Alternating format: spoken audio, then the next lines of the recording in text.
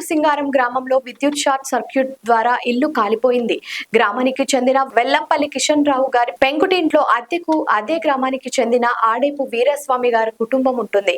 ఈ అగ్ని ప్రమాదంలో సుమారు 15 లక్షల నగదు, బంగారం, వెండి, నగలు, ఇంట్లో విలువైన సామానులు, కట్టుకునే బట్టలు అన్ని మంటల్లో కాలిపోయాయని, ఆడేపు వీరస్వామికి ఇందిరమ్మ ఇల్లు రావడంతో ఇల్లు నిర్మించుకుంటున్నాడు. ఇంటి నిర్మాణానికి తెచ్చిన డబ్బులు మంటల్లో కాలిపోయాయని తెలియజేశారు. కూసుమంచి మరియు నేలకొండపల్లి ఫైర్ స్టేషన్ సిబ్బంది మంటల్ని అదుపులోకి తీసుకురావడం జరిగింది.